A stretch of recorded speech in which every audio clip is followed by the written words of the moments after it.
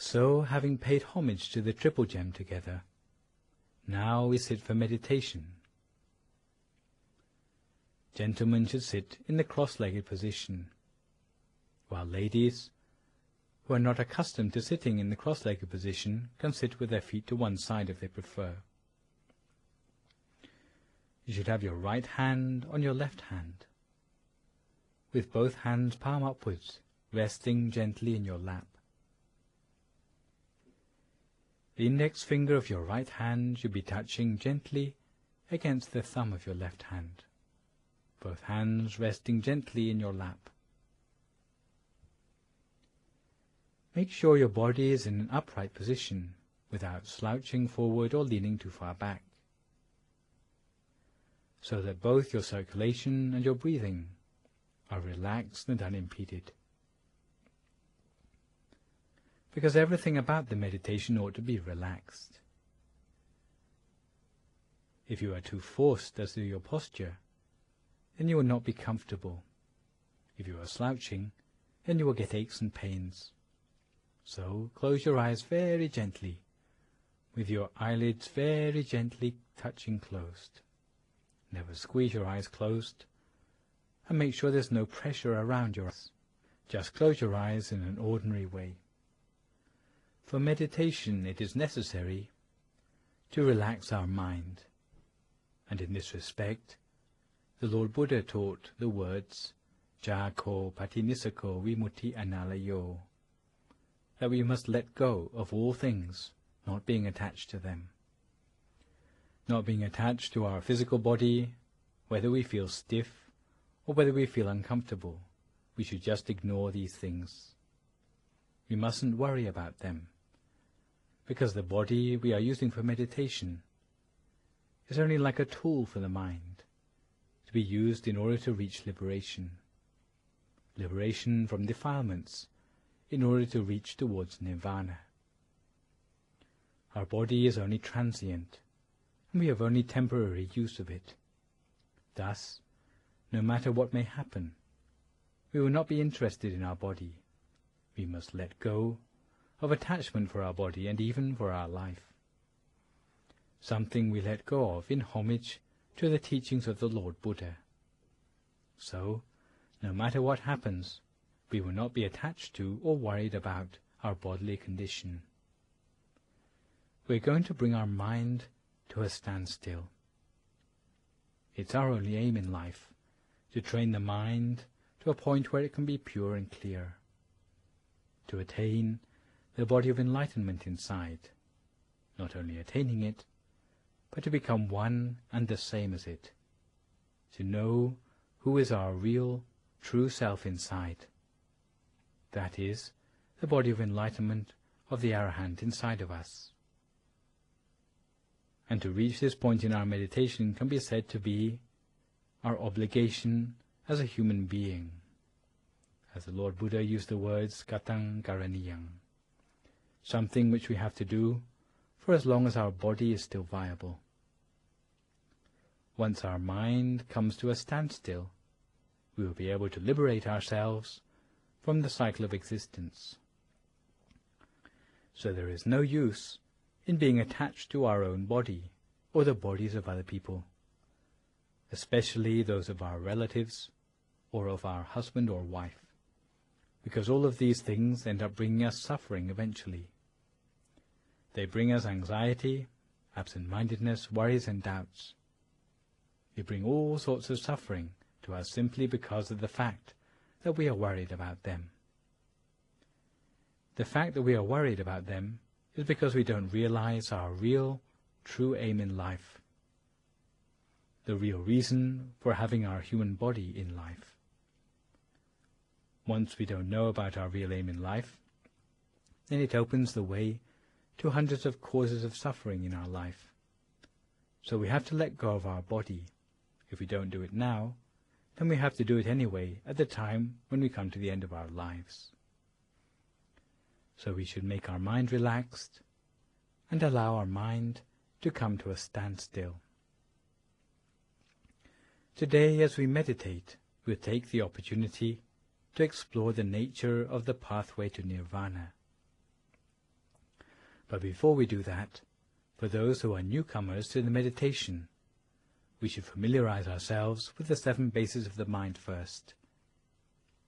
According to the original teachings of the Dhammakaya tradition, by the founder, the great abbot of Wat Phak Nam, otherwise known as Prat Mongkon Thep Muni, the originator of this meditation tradition. Because he always started by teaching the pathway of the mind, the pathway of all living beings, the pathway by which all beings are born and die, by which the mind enters and leaves the body at conception and death respectively.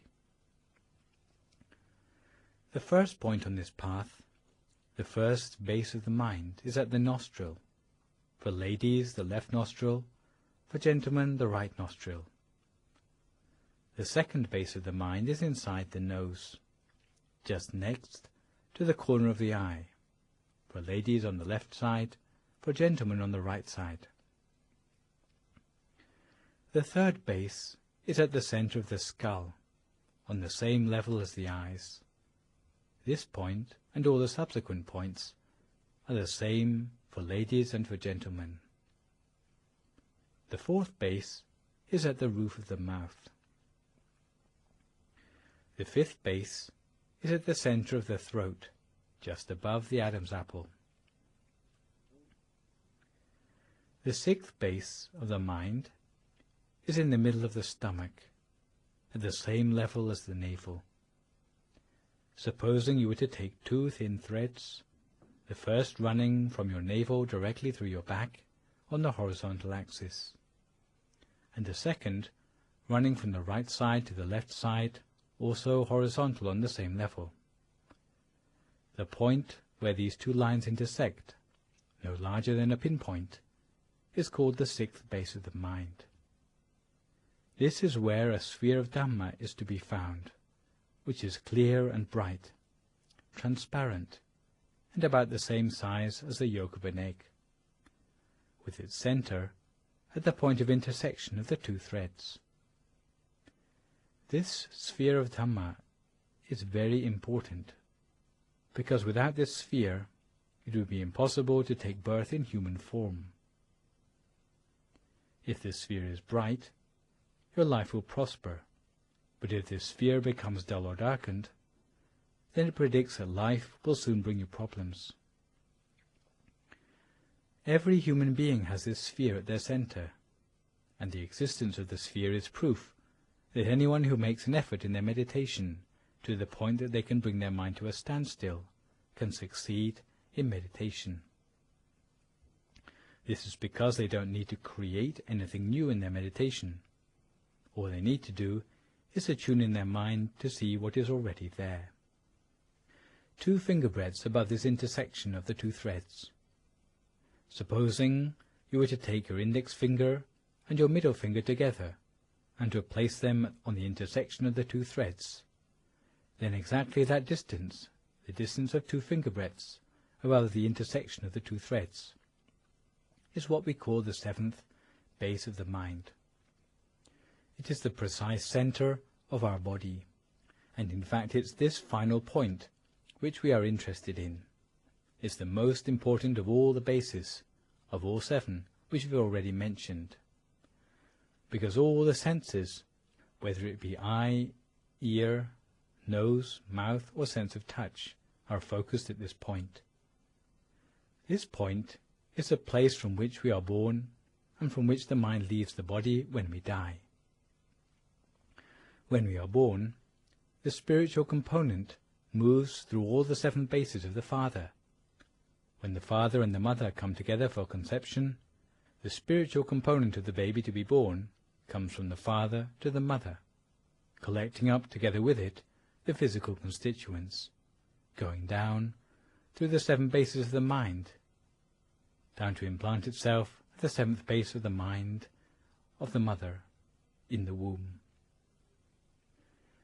When we pass away, it's the reverse process. The mind leaves the body starting from our own 7th base, straight through all the 7 bases, 6, 5, 4, 3, 2, 1, and leaves our body by the 1st base.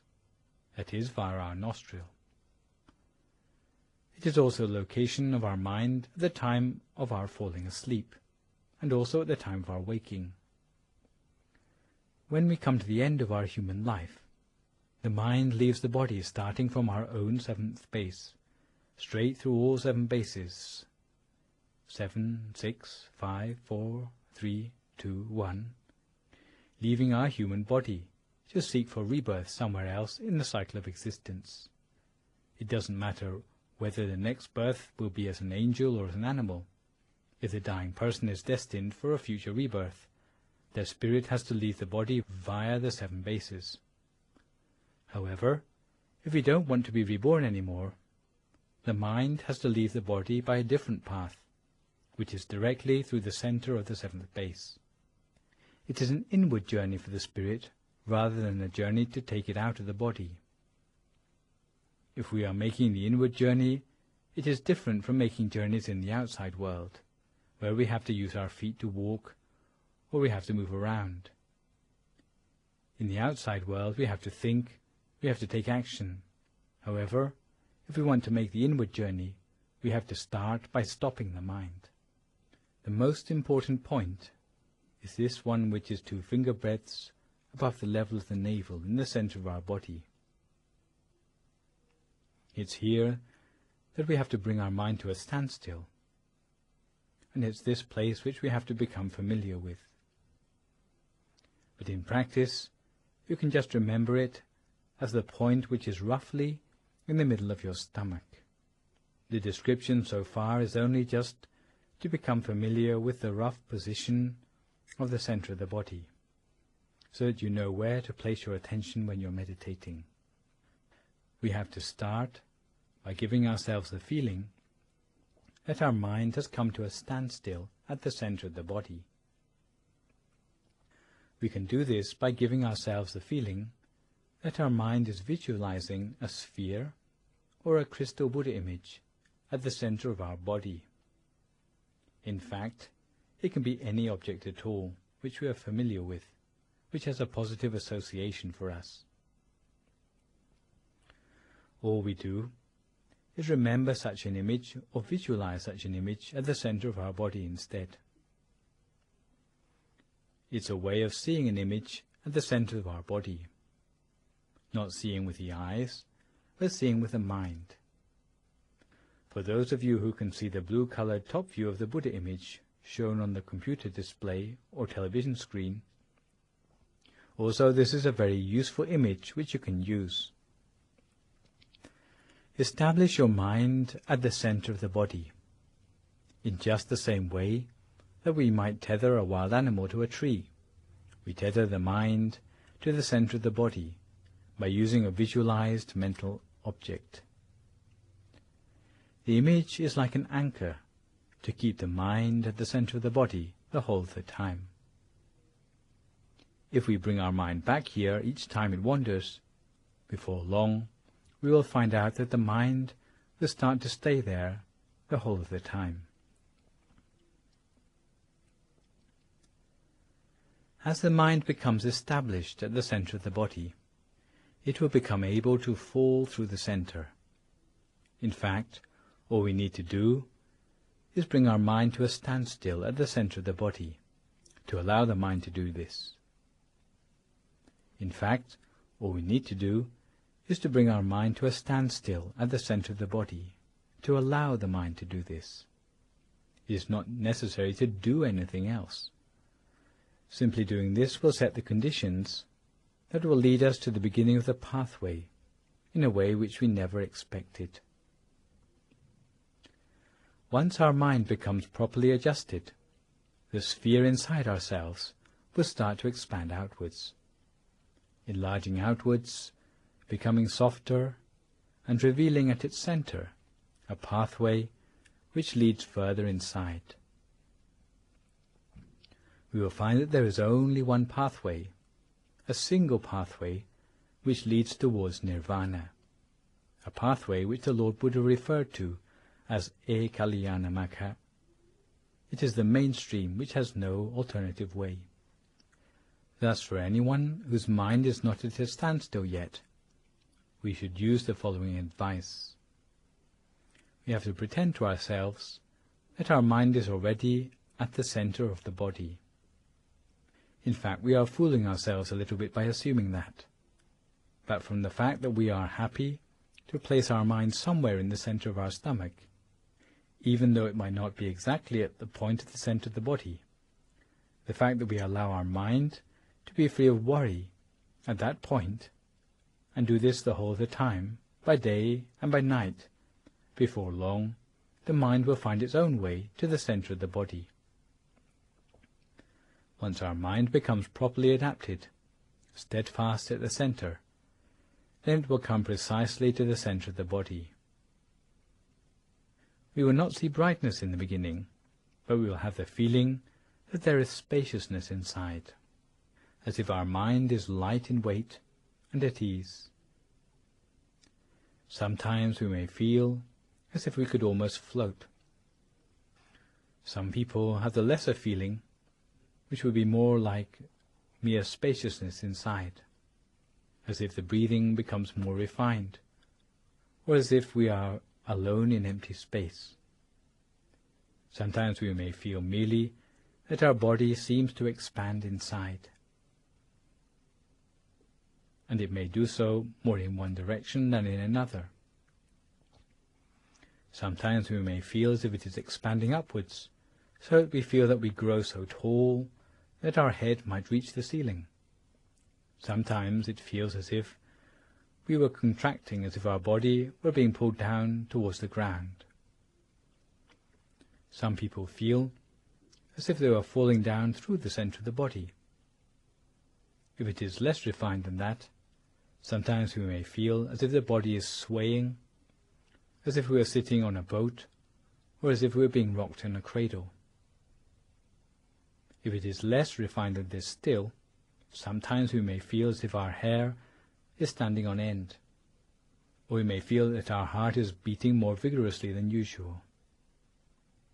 Sometimes we may feel as if we have lost feeling in part of our body, sometimes just in our legs or in our hands, as if they have become numb, or as if we cannot feel them anymore. When some people come across such feelings, they make a mistake of giving up their meditation, thinking they have not succeeded. But in fact these are all symptoms that our meditation is nearly at the point of progress. We ought to continue, and we should use our mindfulness to keep ourselves on track, instead of giving up when we come across these sort of experiences. So don't get excited, don't be elated by such experiences, and don't be afraid of anything, not even of death, but maintain your mindfulness and your wisdom, because once your mind reaches the point of equilibrium, you come to the point where there are no thoughts anymore. Even though you try to think, you cannot think of anything anymore. It's not like when you start out in your meditation where, even though you try not to think, you are always thinking about something. It will be almost as if you are not breathing anymore. But even though you're not breathing anymore, you feel that you have more happiness than if you were breathing. Your mind will be steadfast at the center of the body, and your body will seem to be upright of its own accord, so that you have no interest in the outside world anymore. Once your mind has become fully adapted, then the mind will swoop through the center of the body, and there will be a sphere coming up in the opposite direction, which is bright and clear. The smallest size is like a star in the night sky, or like the tip of a needle, very bright but tiny. For some people, for whom it may be of medium size, the sphere won't be the size of the full moon or of the shining sun. These spheres are what we call the sphere of Patamamaka. It arises at the center of the body. It never arises anywhere else. If it does arise anywhere else, then you know it's not the true experience, but rather a distortion of one's proper meditation experience, something which, technically speaking, we call vipassanupakilesa. But once the mind is properly adapted, we will see things bright and clear, but precisely at the center. is this Patamamaga sphere which the great abbot of Wat Paknam referred to as the Dhammanupassana Satipatthana sphere. Loosely translated, it means the sphere of the initial path, because it's the trailhead to the path which will lead us to the noble pathway of all the Buddhist saints. Having seen this sort of thing, then this sort of purity is something which we should try to maintain the whole of the time, whether we are standing, walking, sitting or lying down, eating, or whatever task we may be doing. We should maintain it the whole of the time, reflecting at the center of our body, in order to maintain this state of mind. Whether our eyes are open or closed, we should see it the whole of the time, because this is the start of the pathway towards nirvana. If we can maintain ourselves on this path, then we will be on the right pathway to nirvana for every lifetime. We will never lead a life in an unskillful way anymore, and our life will be a life which is supreme. We will not be living our life by trial and error as we have done in the past. Sometimes when we think back over our life, we regret all the mistakes we have made in our life. But once we come to this point in our meditation, we have stillness of mind as our refuge. We will only make our way towards nirvana from this lifetime onwards, and our attainment of human birth in this life will have been worthwhile. It will have been a lifetime of profit for us, and it will be a sign that we will profit in every life, from this time onwards until we enter upon nirvana. It is something which will close the doors to unfortunate rebirth from this time onwards, so that we will not be able to fall into the unfortunate realms anymore. There will be no more straying from the path, and we will be reborn only in the fortunate realms, whether it be the 6 levels of heaven, the 16 levels of form Brahma realms, or the 4 levels of the formless Brahma realms, or nirvana itself. Therefore, we should give full importance to these experiences, and must train our mind consistently and regularly. If we have not yet attained the Patamamaga sphere, we cannot trust that we will achieve success in life. If we are unable to attain it, then it is as if we have made a loss on our life. We have only things which will bring us regret later in life, and looking back over our life, we will have resentment in retrospect.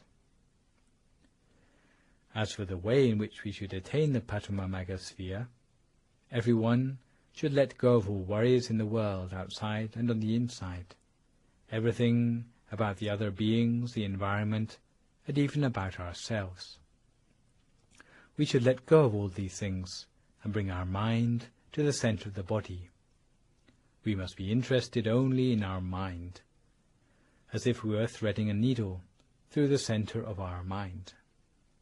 Don't use too much effort, don't use too much force when thinking about the center of the body. Think of it as if you were dwelling on something, but do as if you were dwelling on it at the center of your body. And imagine a bright, clear crystal ball, rather like a diamond sphere there, a diamond sphere which has been polished without any blemishes or scratches, about the same size as the tip of our little finger. In fact, any size will do. And imagine this bright and clear, like a diamond. It can be the size of the tip of our little finger, the size of the tip of our index finger, or the size of our eyeball. Simply imagine it gently. The only condition is that you should imagine it gently. If you think of it just in a relaxed way, then it will be clear. But if we use too much effort, it will give us a headache. If you find that you are getting a headache from imagining it, then relax and try again. Make sure that the sphere is bright and clear, spherical. If you can imagine how bright and clear a diamond is, then that is about the brightness we ought to be imagining for our crystal ball. Maintain our mind at a standstill at the center of our body, at the 7th base of our mind, because we already know all about this position in our body. keeping our mind at the center of the body the whole of the time, 2 finger breadths above the 2 threads in the center of our body. Maintain it, remembering the image by imagining it with the mind, not by using our eyes to stare down at the center of our body. If we get the principle now, then we can practice it by ourselves without any problem in the future. But if we don't get it right this time round, then we may be off track every time we practice it in the future. So just relax and work at it slowly. Make sure you get the method right, remembering the bright, clear image at the center of the body, bright and clear, transparent and vivid in our mind, rather as if we were seeing it with our own eyes. But now we are seeing it at the center of our body, maintaining it the whole of the time. So now, may all of you be fulfilled in your wish to attain the triple gem inside yourself. Now each to their own meditation for a few more moments in silence until we come to the appropriate time.